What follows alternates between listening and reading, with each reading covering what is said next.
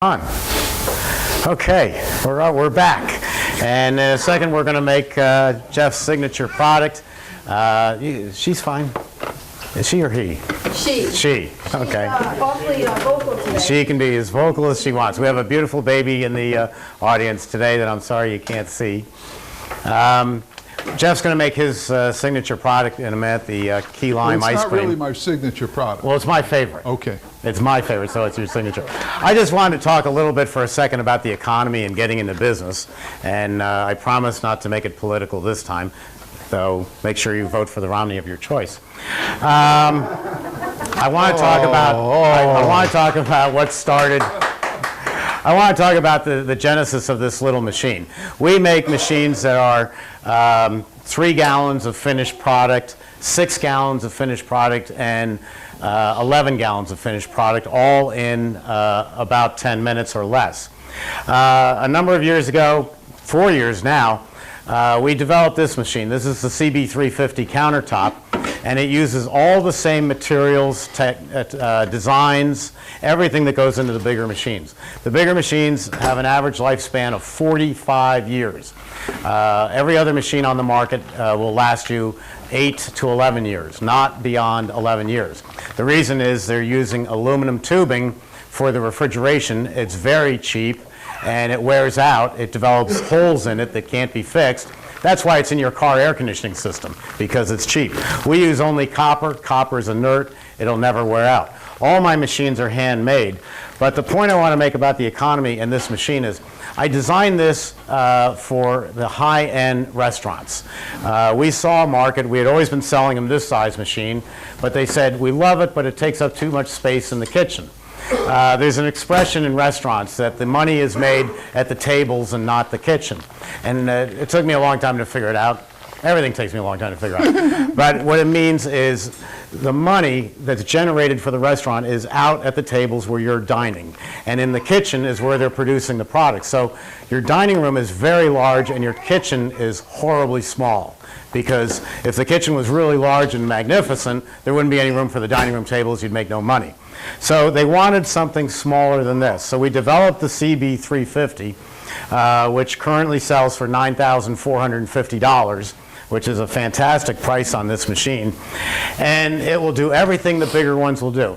So that was the idea. High-end restaurants, hotels, country clubs. Then the recession came along, or some might call it a depression. And a lot of people lost jobs. And a lot of people wanted to keep working, but they could not find a job anywhere. I guess it's nice for me, but my business has gone through the roof during these bad times because people are coming to me to start up businesses. They're starting up Italian ice businesses, ice cream, gelato, all sorts of different frozen desserts. And this is a machine that they can afford. And yes, you could say you should start up your business with a bigger machine. No question about it. But this thing will do everything that you need to do in a smaller scale. So where you might run this machine for 5 hours every day and a bigger one 3 hours every third day, you could end up maybe running this machine for 8, 10, 12 hours a day. That's a lot of labor. But if it gets you into business, if it's affordable and can get your business started, that's a worthwhile thing that you'll do as an entrepreneur. You'll work really long, hard hours to be a success.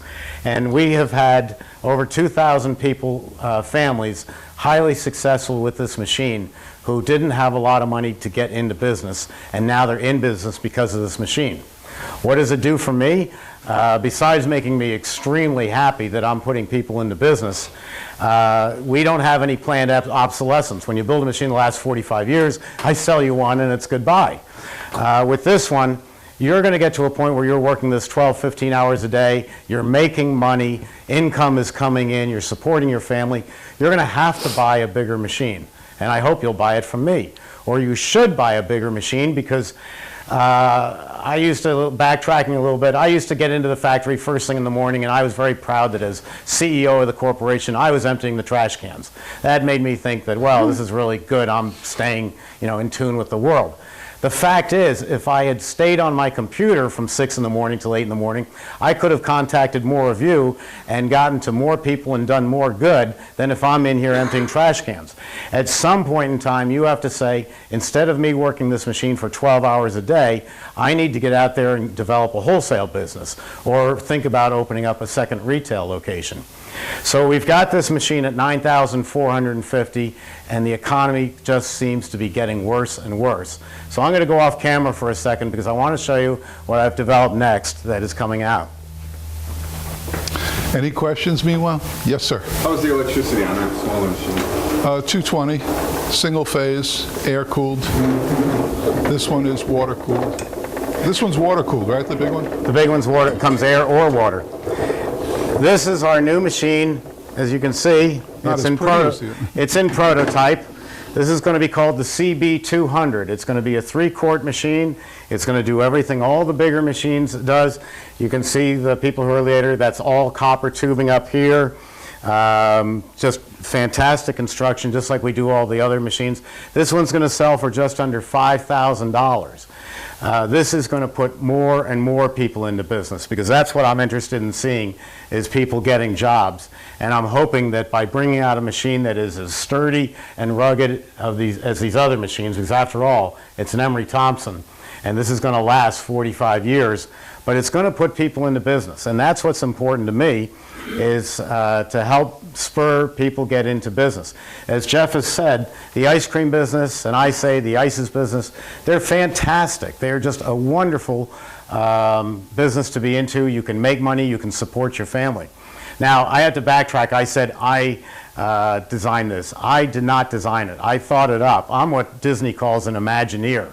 I stand in the shower in the morning and I think up great ideas, and then I come into the factory here and everybody cringes because Steve's got a new thing he wants built, and I say, here's the idea, can you have it on my desk in 6 months? Well, our Vice President Slade Harmon designed this from the ground up, and this is a beautiful piece of work. When it's finished, it's going to have beautiful stainless panels that we'll remove with one shot. A big ET logo, but it'll be easy access and simple for anybody to maintain. And the price is going to be terrific. We hope to debut this at the National Ice Cream Retailers Association convention in early November. And then it has to go to NSF and UL for approval, so it'll be sometime in the spring before we're in full production of this. But that's why I say Emery Thompson, I try to make it a very innovative company. We're always trying to find new ways to reinvent the exact same thing, a batch freezer. So with that hype all said, I'm going to turn it over to Jeff for his fabulous ice cream.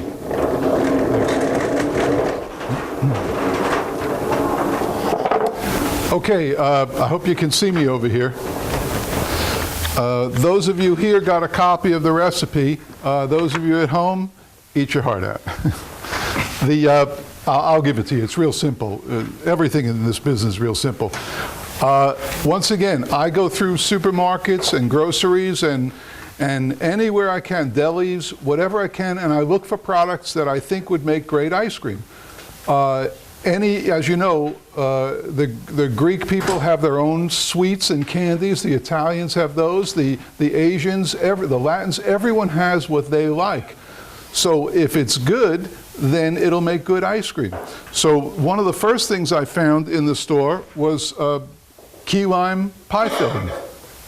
Just regular old key lime pie filling, the least expensive you can get. This is a 22-ounce can, pretty reasonable, a little over $2. And we'll start by putting that in this bowl. Never done a recipe on TV before. Okay. TV camera mirror above you. So we've got the key lime from one can. We'll take another can. And remember, I don't know if I said this on camera or off camera, but in inventing these recipes, this, if you stick your pinky in it, nice and sweet. But don't forget, we have to add all this mix to it, so it won't be so sweet anymore. And it won't be so flavorful. So what do? We add stuff to it. And that's where the art of ice cream comes in. Excuse me? to this, to make it even stronger, I add Key West lime juice, key lime juice. It's Key West lime juice. It's very good. You don't have to add this. You can add the regular supermarket brand of lime juice. But I like everything that I sell to be of the highest quality that I can. So I add this. And if you're following along with the recipe, how many ounces of this do we need? Thank you. 12 ounces. Nobody's paying attention, Steve. 12 ounces. Thank you. 12 ounces of... No recipe? Want to buy the recipe?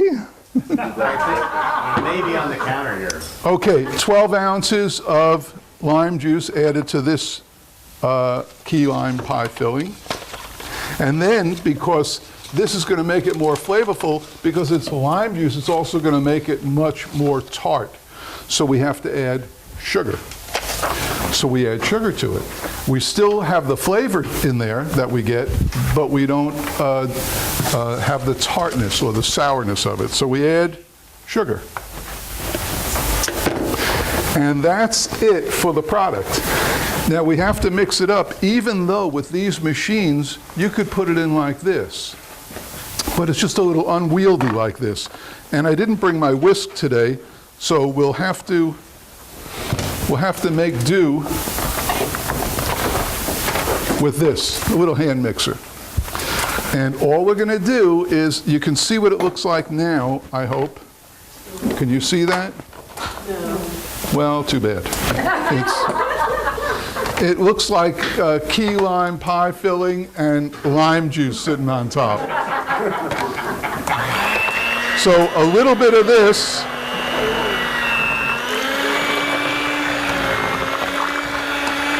This is where it's fun. If you don't like doing this, sell vanilla and chocolate.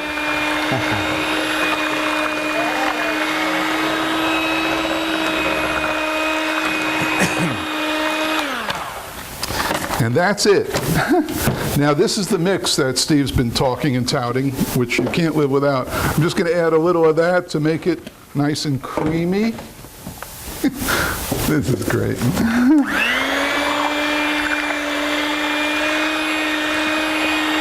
Now, can you think of anything else in the supermarket that would be like this, like key lime pie filling? What else would you come across?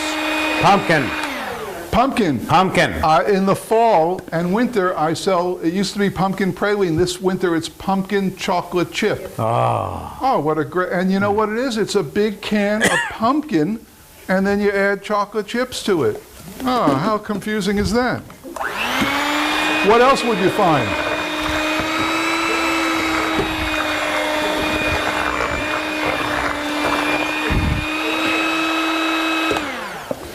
All right, that's it. We're done. Candy cane ice cream. Oh, that's what I do. Oh, I make a great candy cane ice cream. Do you? What I do, I'm giving away all these secrets. What I do is at Christmas time, you can see the candy canes in those packages. They're like really cheap. Well, I go around, and if you look at them, there's two kinds. There's a good kind and a not so good kind. Buy the good kind. I buy, I don't know, 200 boxes at Christmas time. And I take the candy canes out of those little things, and I put all the candy canes in a food processor. And I let it go until it's dust, till it's absolute dust, powder. And I store that in one of these with a thing on it in the freezer. And to make the ice cream now, this is real hard. Pay attention and get your pens ready. This is very, very difficult to make. You take a scoop of that, you take a couple of quarts of this, throw it in the machine. And you'll have the most amazing, this recipe is worth $1 million. I just gave it to you. It's an amazing candy cane ice cream. Maybe next time, or as we get closer to Christmas, we'll make this here because it's ridiculously easy, but it tastes amazing. And when people taste it, as with all my ice cream, like when you taste this, you'll say, wow, it tastes just like key lime pie. Well, that tastes just like a candy cane. The only thing you have to be careful of is when you break candy canes, you can sometimes get shards. You don't want that in your ice cream. There's a lawsuit. So what you do is just leave it in the food processor till it's powder. And then you don't have to do any of this. You just take the scoop, put it in the machine, pour the mix in, and go watch Leave It to Beaver. And it's done. And it's amazing. It's got a nice pale pink color. But anyway, we're on key lime now. So the key lime is now like this. You couldn't see it before, so you probably can't see it now.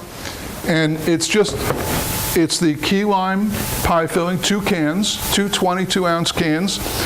It's 12 ounces, is that right? 12 ounces of Key West lime juice or any lime juice. And it's 5 quarts of mix, and it's sugar, 18 ounces of sugar. And that's it. We're using this machine? Yes. Look at you taking it easy. I know, and it's great. I got my lounge chair over there that people can't see. So in it goes. Look at, oh! Now you see, we talked about that before.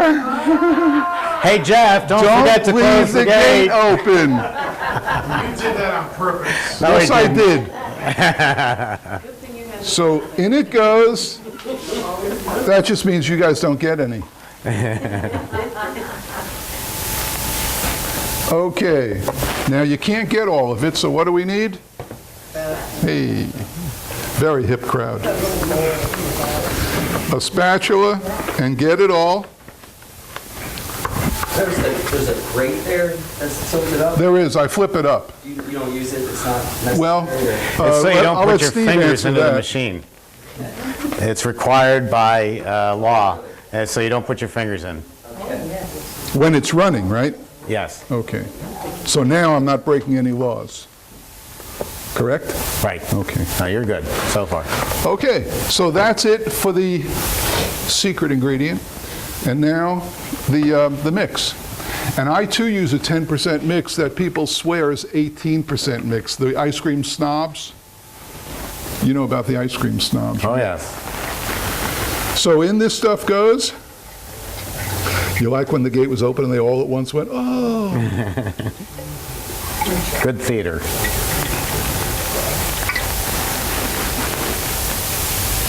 All right. And get the key lime stuff in there. And what speed do you want to use on Full this? speed. Full speed. Full speed ahead? Yes. Okay. Full speed ahead. So we take this up to the 231, which is full speed. If you don't have this on your machine, it's okay too. You can still make all the different products. I know You don't have it. I don't have it, no.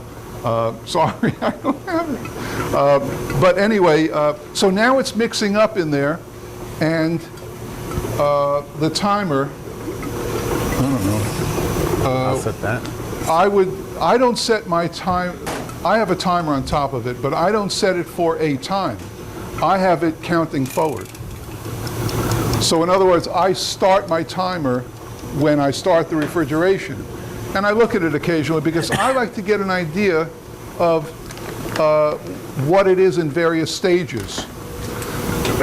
At the end, it'll be like real thick gravy. But, you know, you keep playing with it and stuff. What did you set this for? 8? 8 minutes. I didn't turn it on yet. Okay. So you want to... It's just an approximation. Okay. So now you give it a little look. Looks great. And we're ready to roll. On, right? Mm-hmm. So I will add a little to this. Okay, so now it's the refrigerant is surrounding that cylinder, which is spinning, which is stationary, and there's refrigerant around it inside of those beaters that every time it goes, which is about 1,700 a minute, right?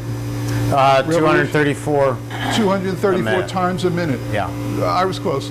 So it's scraping it off the walls of this cylinder. Again, real simple. And that's it. So while it's happening, what you normally would do is clean up from this one and then get your next one ready. That's how I do it, because I generally have to make, I don't know, 6, 8 flavors at a time. And I, of course, only have one machine. I have the larger one. I have the 24 quart. And it's great. And when you get your machine, you'll develop a relationship with it. You'll know what it can do, how it can do it, why it does it, when it does it, and all those things that'll affect your ice cream. And you'll know when you can add stuff to it, what the results will be, and it's a learning curve. I have what is called a mom and pop shop. So even though my key lime ice cream is going to taste pretty much the same all the time, you see what happened here? We let some come out. Now that's going to reduce the flavor a little bit, but it will. And I like that. I like having a mom and pop shop where it's so homemade that, you know, hey, because I tell people when they come into my store, oh, try the Frankenstein tonight. It came out great. and you know, they don't say, well, didn't it come out great last time? But they know that, wow, it really did come out great this time because maybe it had a little more chocolate in it. Maybe when I waited, I was at the end of my chocolate bin and I threw it in anyway. So all these things will affect it. When I make my Grand Marnier ice cream, I add white chocolate chips. Well, maybe I was at the end of the bag or the container and I threw them in anyway. So, hey, have the Grand Marnier tonight. It's really good. Loaded with chocolate, white chocolate. So don't be afraid of that. That's all good as long as it's a good product. There's really good and then there's a little different, but still as good. Okay, any questions?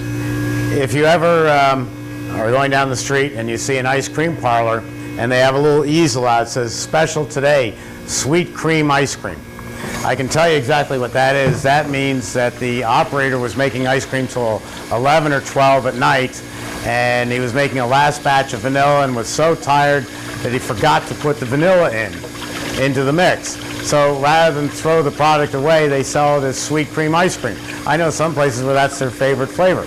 It almost tastes like vanilla because it's got the dairy and the sugar, but there's no vanilla in it. So we do eat our mistakes.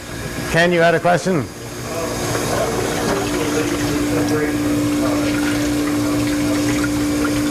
Okay, why does crystallization happen in ice cream? That is not a function of the Emery Thompson, that's a function of how you treat the ice cream after it comes out.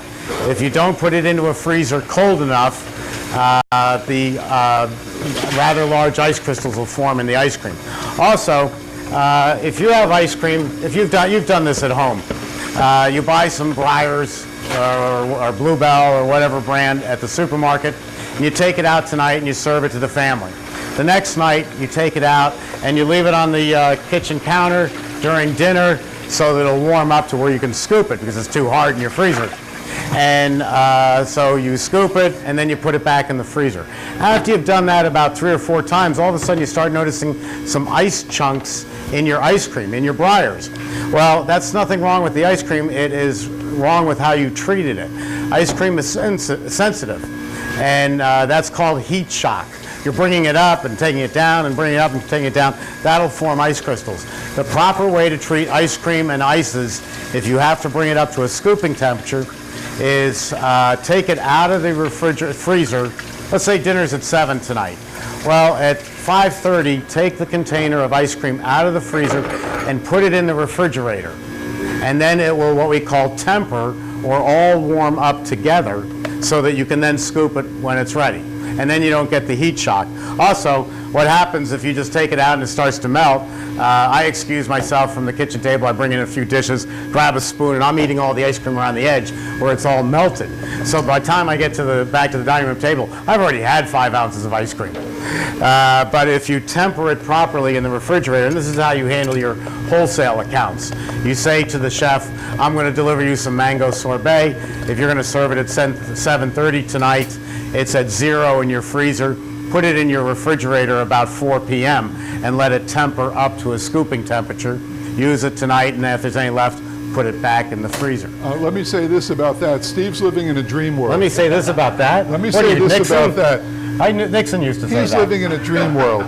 When you sell a wholesale, and I did, that's how I started, and I told them I'll train your staff, and I went there and I trained their staff.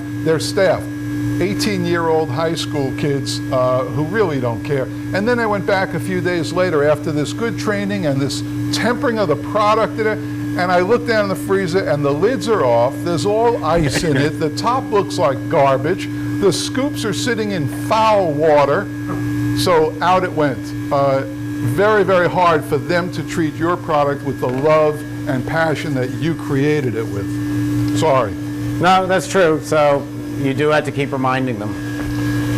Any other questions? Yes. The difference between like the Breyers and Ben and Jerry's or Haagen-Dazs and Butterfed and the air? The difference between Breyers and Ben & Jerry's is the flavoring primarily.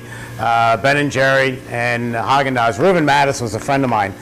He and his mother started Haagen-Dazs in the Bronx down the street from our factory with one of our Emery Thompson 44-quart batch freezers. Ben & Jerry began, as we know, up in Vermont with an Emery Thompson batch freezer, which, by the way, is now in Moscow, the original machine in a storefront. But these are companies that spend a lot of time really perfecting their flavors. Reuben Mattis would spend a year working on one flavor for Haagen-Dazs. And the way you can tell the difference is Pillsbury, who bought out Haagen-Dazs, and then I think it was sold again to maybe Unilever, they have kept Reuben's original formulas. But if you try their gelato, it's absolutely horrible. It's the worst. Haagen-Dazs is the worst gelato I've ever eaten because Reuben didn't do the formulas. Then the difference is the fat content. The higher the fat, the product is going to be smoother and creamier. And I'll touch on that again. And then the air content, the less air, the heavier it is.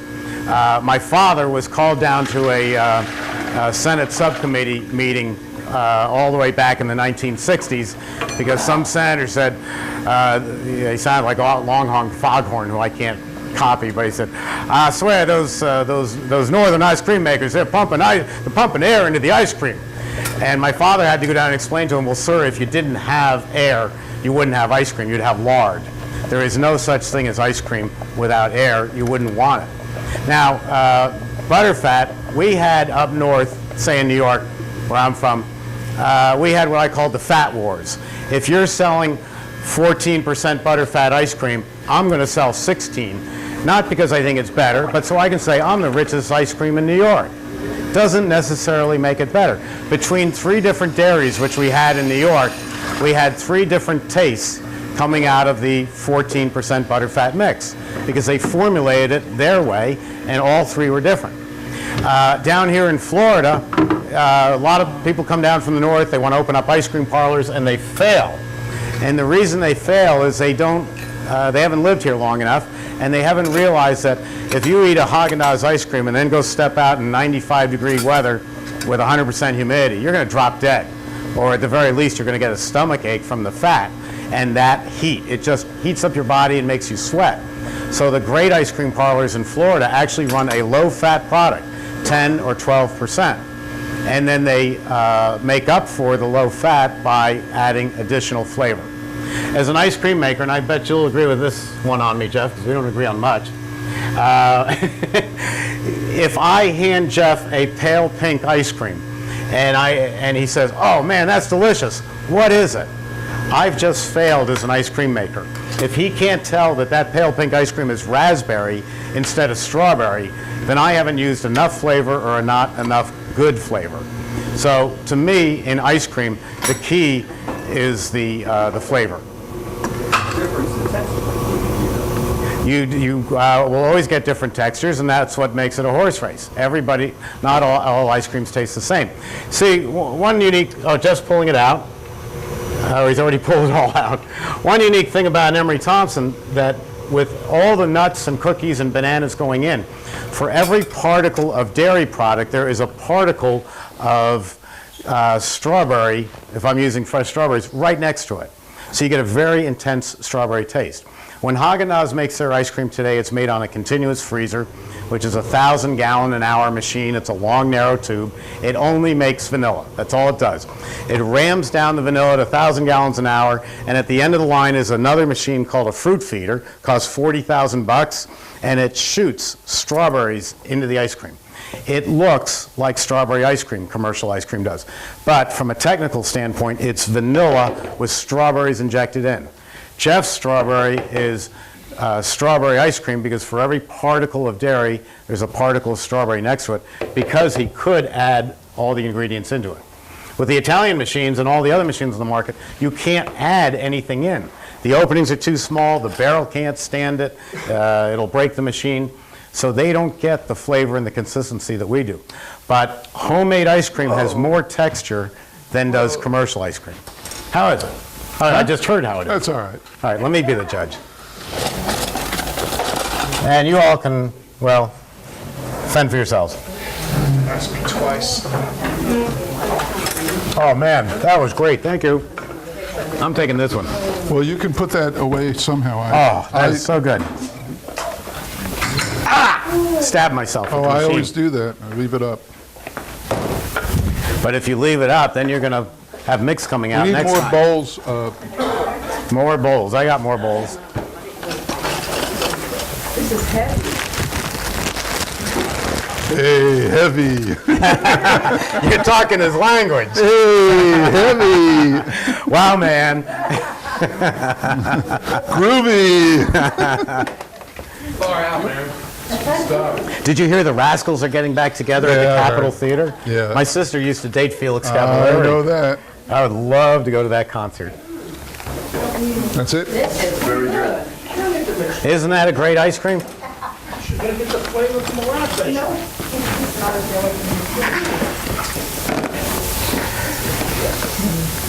The juice makes it. Just like eating key lime pie, isn't it?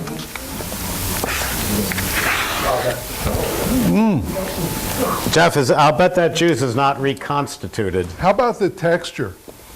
You know, when they proclaim all the greatness of gelato, people like gelato because of how thick and creamy and smooth it is. This is smooth. I got a chocolate chip in here, by the way. Ah, Congratulations. You get the prize. That's homemade good. ice cream. and how easy was that? Yes. I hate to rain on the parade, but you have to, are you required to list, like calorie and ingredient? No, you're not unless you sell in markets as a wholesaler. And not even then. Only if you claim that this is a product that is a healthy. If you make a claim for it, that if you eat this ice cream, you're going to lose 40 pounds, you have to list the ingredients. If you claim that this is going to make you 10 years younger, well, it's true. But that's when No, you have you to do don't. nutritional labeling. But the fact is, if you wholesale, people love to read labels, and so you do go out and get the labeling. But in your own an retail ice cream store, no. No. No. Oh, so I could just get a plain cup like that and just put my ice cream in there and just... Well, what I do, again, is keeping the cost down. I print my labels on the computer. I buy my plain white containers from Dade Paper in Miami, and I peel them off, slap them on. And I use that for my pints and quarts and cups. Yes. Dade Paper in Miami. Everything you need. Someone wants to know if you've ever tried wasabi ice cream. Oh, please. No.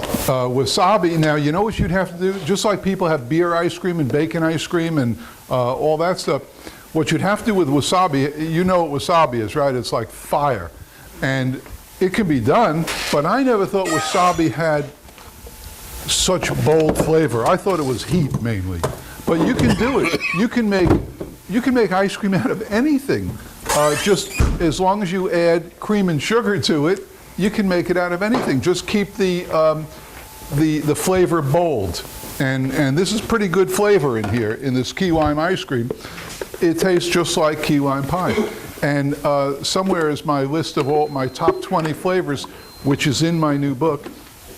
And each one of those flavors is incredibly bold. And none of them use any of that. So it's really local grocery store shopping. And you've got, I have a very successful business built on that. And when you taste the coconut and the triple chocolate, it's so easy, but it's good. And you don't have to get the book, by the way. You shouldn't. Just do it yourself.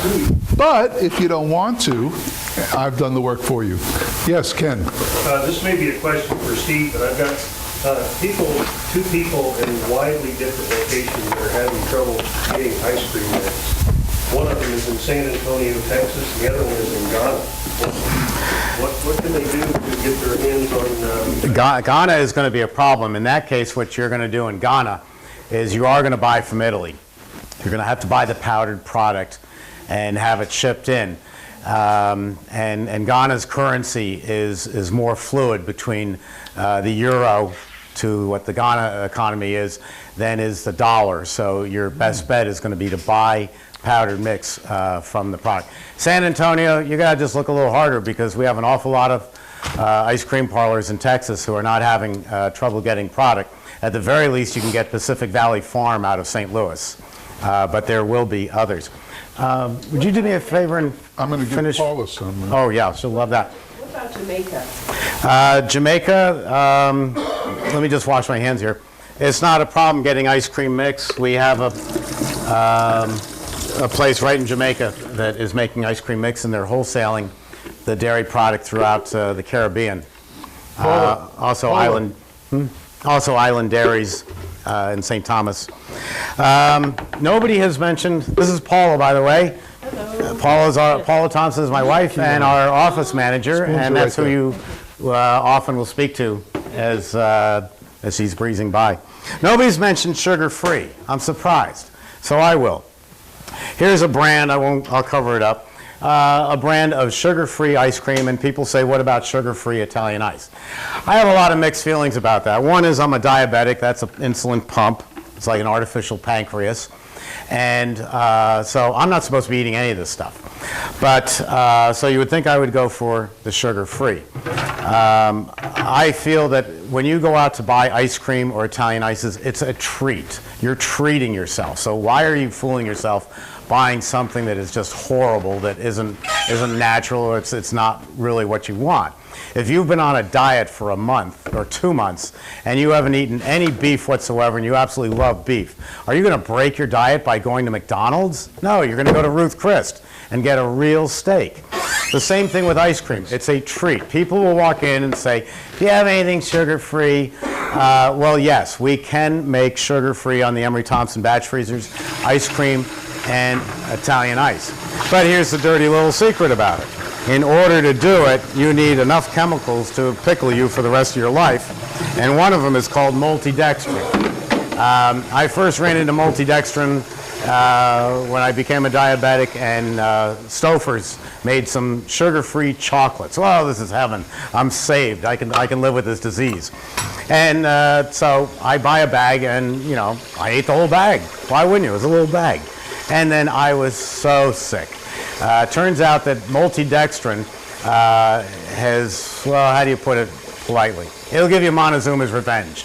It'll also give you gas beyond belief. So if you sit down and eat that pint of ice cream that has substituted sugar for multidextrin, or the Italian ice that has substituted sugar for multidextrin, you are going to have those problems. It says it right on the container. It says it right on here.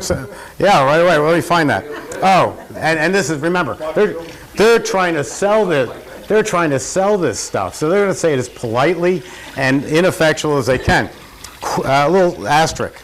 Sensitive individuals may experience a laxative effect from excess consumption of this ingredient. Well, I'm sorry. In my life, that's all I know is excess consumption. I mean, my middle name is excess consumption. So that little pint there is going to kill you.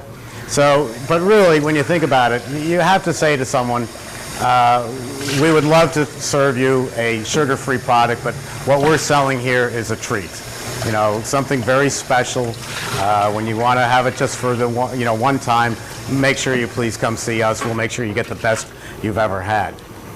So that's my opinion of sugar-free. No sugar added, just use the sugar that's naturally in the cream or whatever. Well, that's a advertising hype. It's ice. No sugar added was the question. If I make vanilla ice cream, I can label it no sugar added, because you didn't see me pour any sugar into the vanilla. That's no sugar added. That's advertising hype. If I put Snickers candy into it, I've added sugar in the form of Snickers, but if I call it Snickers ice cream with Snickers candy in it, I could still say no sugar added, because I've already told you I've added Snickers. You know, you're supposed to be smart enough to say, oh, well, the Snickers is sweet. So it's a advertising ploy. The one that really gets me is one of the big conglomerates was advertising, Unilever was advertising an ice cream that was hand-churned ice cream. No, they got a $100,000 continuous freezer, and there's no guy back there turning a crank like this. I'm sorry, it ain't happening. So you got to watch out what people say. What other questions? Yes.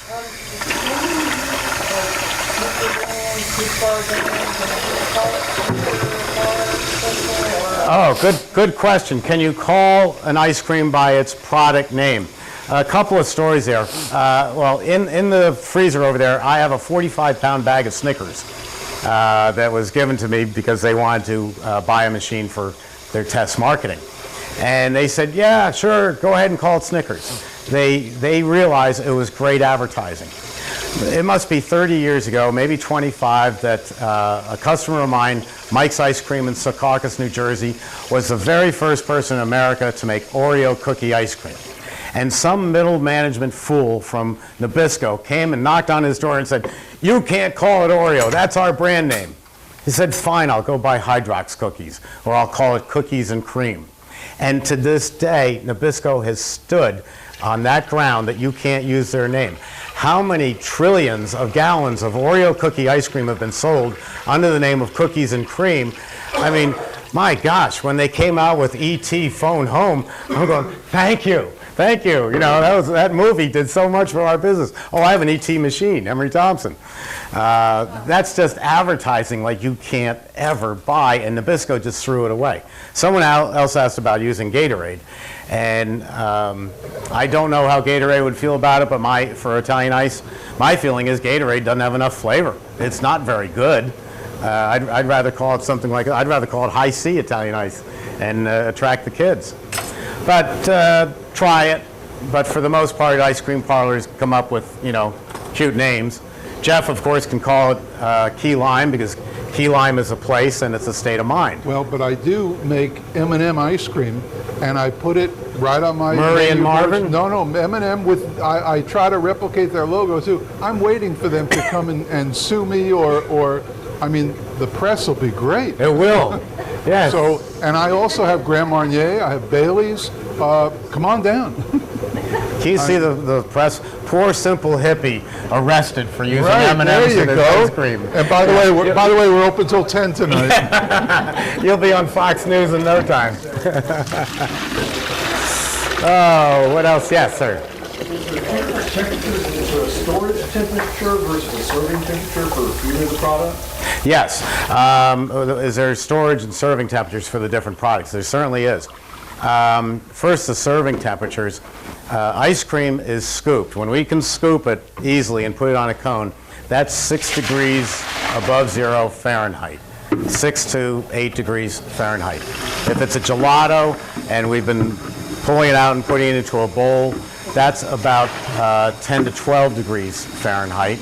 And if it's an Italian ice, where we're, again, scooping it, it's 16 degrees Fahrenheit. Now, Italian ice, if you, let me backtrack. Ice cream, the flavor enhances 24 hours later. It blooms. The flavor gets better. If you taste my vanilla ice cream right now, you say, it's kind of warm and it's a little bland. You taste it 24 hours later and the vanilla taste is going to really pop out at you. I like to use a lot of vanilla. The ices are, what you see is what you get. If you mix it up in a bucket and taste it, you can say, oh, that's a good mango. Or you can say, oh, it doesn't have enough mango flavor, and you can adjust it. But once it is frozen, it'll be the same taste. So Italian ice, if I make it today and put it right into my serving freezer, I can keep it for 3 or 4 days before the flavor starts to bleed to the bottom of the can a little bit. If I take that same product and put it into a 0-degree freezer, I could keep it for weeks and months without it bleeding out. The way around stopping all bleeding out is, of course, the wonderful world of chemicals. You add chemicals to it to hold it in place, and I don't want to do that. There are what we call stabilizers, and there's one company, Main Street Ingredients in La Crosse, Wisconsin. and they make an ice cream and a separate sorbet or Italian ice stabilizer that's made from 2 ingredients, guar gum and carrageenan. So it's gum and seaweed, and it does a very nice job in Italian ice and for ice cream. So that's doable. Ice cream, when it comes out of here, Jeff's ice cream should then go into a 30 below freezer if he's going to keep it for a number of weeks. That will protect the ice cream, and that becomes the inventory. Jeff's going through it so fast that he's making it this afternoon and selling it tonight. He doesn't have to do anything to it except, put it right out there to go. So usually an ice cream parlor hardens ice cream, and you don't have to do anything special to Italian ices. Gelato was always made fresh this morning and served that day. Now here's another problem with gelato. You might be able to tell I don't like gelato.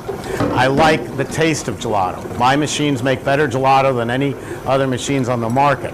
But I have so many marketing problems with gelato that I don't like it. One I've already mentioned is the names. I actually did a gelateria in West Texas, and the owner described someone pulling up in a pickup truck, with the hound dog in the back and the guns, the way they think of all of us in the South. And he walks in, he's looking at the signboard and says, "Hey, give me some of that tiramisu." And the young lady serving it said, "Oh, that's tiramisu." So she's really kind of embarrassed him by, not him being able to pronounce it. The solution of all things was we built a signboard that said tiramisu. What is it? Tiramisu, something like that. We put, like I do phonically so I can remember people's names. It's Jeff, right? Terra, like land, ma, and Sue. So now the same guy walks in, he's got his friend, "Come on in, I'm going to get you some of this gelato." And his friend goes, "Whoa, look at these." He says, "My friend wants some of that tiramisu." He goes, "Dang, I didn't know you spoke Italian." Because it's been phonically put out. Those are all problems I don't want to have. I want people to come in and say, "Hey, I want the key lime." So the other thing is they make the product fresh daily, which is a wonderful goal. It really sounds nice. But in Italy, the American diet, as far as I'm concerned, at least my American diet, is at 11 o'clock, a bag of chips and a Diet Coke. At 3 in the afternoon, it's a bag of chips and a Diet Coke. That's the typical American diet. Over in Italy, it's gelato at 11 in the morning, and it's gelato at 3 in the afternoon. And they might have gelato tonight. My gosh, if I ate all that gelato, my cardiologist would kill me, let alone my heart. But that's the European diet, is they eat far more gelato than we do ice cream. We eat ice cream once a week. So I'm walking down through Florence in Italy, and I want some Fruta di Bosco, and I walk in, it's 11 in the morning, and they say, "Oh, we're sorry, we're out of Fruta di Bosco." Okay, they direct me that a half a block down is another gelateria. I'll go there and I'll get my Fruta di Bosco. Fine, that's great. Take America. We may go to Cape Cod once every 2 years, and we like to go to Centerville and to a ice cream parlor called 4 C's Ice Cream. I remember what 4 C's ice cream mint chip tastes like the last time I was there 2 years ago. My mouth is watering. I can't wait to have it. I get up there and I say, "Hey, I'll take some mint chip." "Oh, I'm sorry, we ran out an hour ago." You can't do that in an American ice cream parlor. If you've got 30 flavors, you better have 30 flavors, because people only eat ice cream once a week at an ice cream parlor, and everything's got to be in stock. So the Italian gelaterias tried to copy us. Everything in stock. Guess what? They were throwing out 40% of all their gelato every night because nobody ate it, and they didn't do anything with it. I wrote an article. I said, "What's wrong with flash freezing gelato? Make it, throw it in a 40 below freezer, and then work it from there." And it actually changed the industry. Gelaterias started flash freezing their ice cream. Everybody picked up on it and said, "Hey, yeah, we can do that." But all that did was solve a problem. I want to go into a business that doesn't have problems. So that's why I'm not, and then as we already mentioned, that the product is not as fresh as our product is.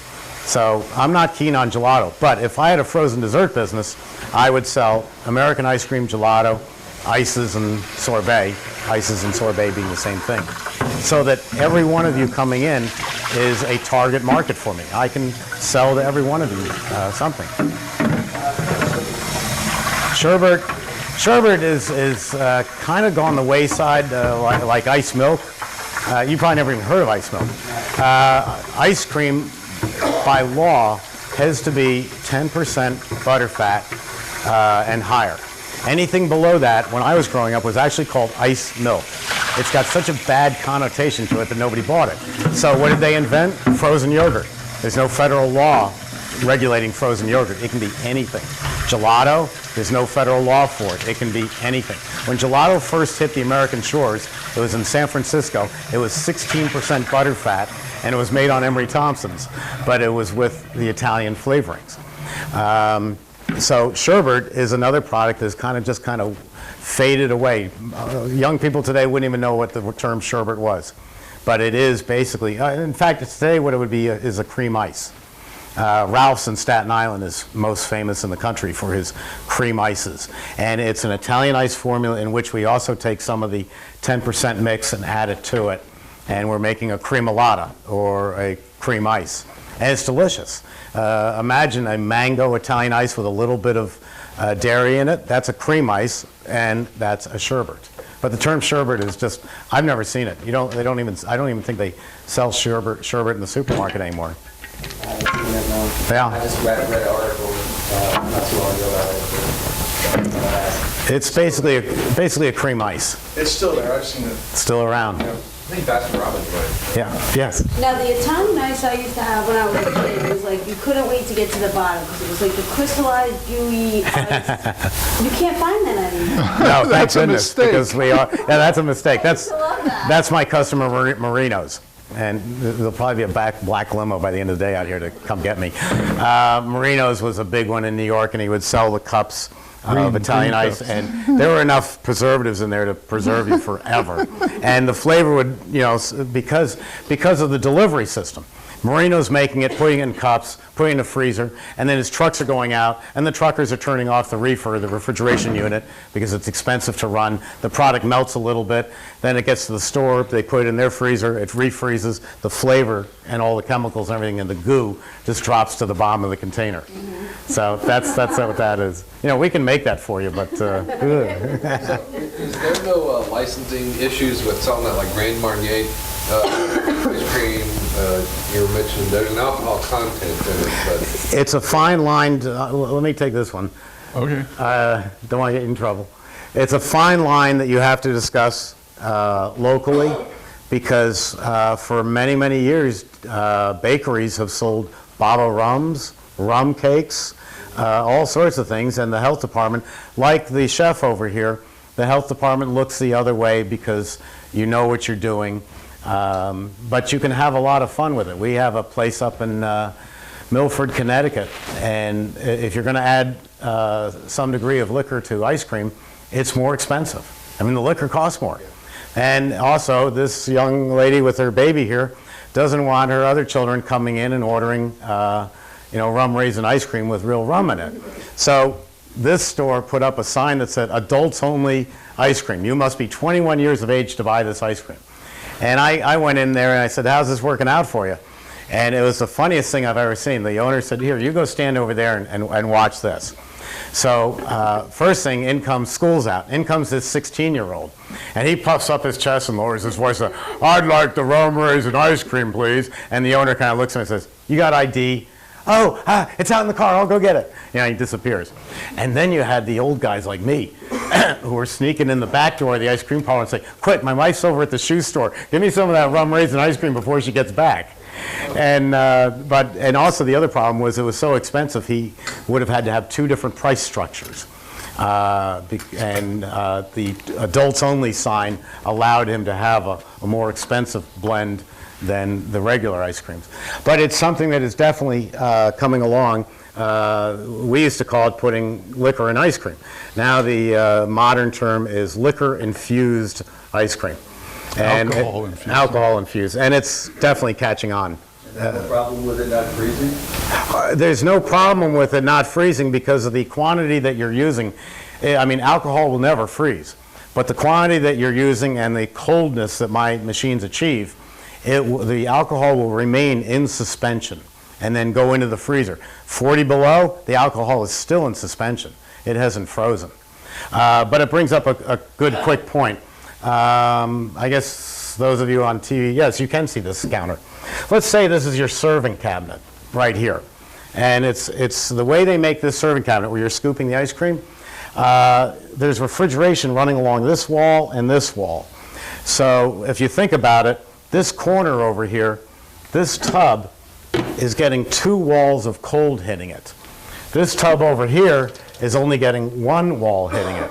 So if you've got an ice cream with a lot of sugar in it, like the Snickers candy bar ice cream, it's going to tend to run softer.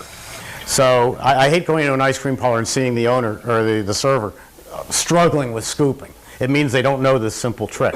Your liquor ice creams and your high sugar content ice creams go in the corners where it gets 2 corners of cold, and your soft and your easier ice creams to freeze like vanilla go in the center. Now everything in the 6-degree cabinet scoops the exact same because the soft ones are getting more cold, the less soft are getting that. Yes, Ken? Where would be a good place to buy like an Italian ice cart or a flash freezer? Oh, where to buy an Italian ice cart or a flash freezer? Neil Williams couldn't be here today. I think he was playing in an amateur golf tournament. And there's a business called, and you want to write this one down because it's a great one, turnkeyparlor.com. turnkeyparlor.com. Turnkey Parlor, and the owner is Neil Williams. And he sells push carts, he sells hardening cabinets, he sells dipping cabinets, storage freezers. Now, Emery Thompson sells you direct. That's why the prices are so low. Anytime you go through a middleman, you've got to mark things up 33%. So you're saving 33% buying direct from me. That's the way we've always done it. Dealers hate me. The other equipment in the store, everything else in the store must go through a dealer. So you've got Masterbuilt, Nelson, Globe. These are all American manufacturers, and they're going to sell through people like Neil Williams. They're not going to sell you direct. So some dealers will sell you a cabinet, like a dipping cabinet, and they'll tack on a installation charge, a couple $100. Well, then you find out the installation charge is some guy comes out, lifts off a cardboard box and plugs it into the wall.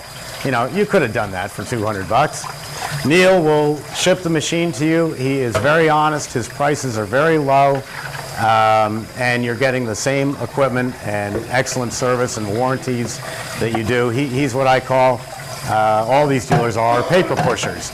They don't inventory dipping cabinets. They get the order from you, they send it to the factory sends it direct to you. It's the only way you can buy it. So he's the cheapest paper pusher I've found in the country, and he and I have been working together for many, many years. He does an excellent job. You've purchased from Neil? He is a good guy. You can get him off the golf course. You know, I keep telling him they do make cell phones, but he says it interrupts his putting. Well, he does call back. He does call back, and that's important in our business. In fact, if you call Emery Thompson, you're going to get a live person. You're going to get, on the first ring, it'll be Paula. Second or third ring will be Ken or Vonda. And if it goes more than that, you'll get me, unfortunately. But you'll get one of us, and we'll do our best to answer your questions right away. And if you did get a situation where all our phones are, we don't have, you know, this, you know, thank you for calling, please push button 1, push button 5, thank you very much, and hang up. If you get a tape machine, which is very rare around here, it's going to have my voice on it, and it's going to say we're going to call you back. And as soon as you finish your call, it's going to flash up on my screen, thanks to Ken back there. It flashes up on my screen and tells me who's calling and when they called, and so I call you right back because I've got it right there. So we try to give exceptional service at Emery Thompson, because exceptional service is so lacking right now in the country that we're trying to do the opposite. Ken, one more question, then we're going to break for lunch. Okay. Is there anything special you need to do to ship ice cream like overnight by UPS or FedEx, stabilizers or anything like that? Shipping ice cream overnight, I was looking to see if I had one of my containers here. It's pretty tough. It's gotten tougher since 9/11. It used to be that you would take a package and throw in some dry ice and take it over to FedEx, and that's it. Now FedEx will limit the number of dry ice packages that can go on board any one aircraft. So you're not going to package up 50 individual pints of ice cream, because it would be a great business, wouldn't it? Package up individual pints and take it to FedEx and have them ship it. They're going to be under real strict rules of shipping it in dry ice in a cooler with the cooler sealed. It can be done, but if you're charging $40 for 4 pints, it's going to cost you $40 or $50 in shipping. So that's the problem. I always thought it would be a great, great business, and there are people who do it. That's how I got my sugar-free ice cream, as I mail ordered it in here, and it arrived perfectly, rock hard. So you don't have to change the formula, you just have to pack it in dry ice. But it is very expensive, and people think twice when you tell them they're going to spend $80 on 4 or 6 pints of ice cream. I was contacted by a TV show out in California, and they wanted to sample my product to see whether it would work on this TV show. And they asked me for 5 pints. And I overnighted them 5 pints from Florida to California, Los Angeles, $220. Wow. And it was in dry ice, $220. And you know something? It was like 190 below. That's what dry ice is, 190 below. I don't know. And it got there way too frozen. And then, so I told them how to temper it, but that was quite a bit of change. Yeah, that is. It's expensive. You should just buy your machine and we'll have to ship it in. Hey, send them an airline ticket. Tell them to come visit. We're going to break for lunch. We'll be back in about 30 minutes, so I hope you'll stay tuned. We're going to be making some more fun products. Paul has got some sandwiches for us. There's ice in the cooler.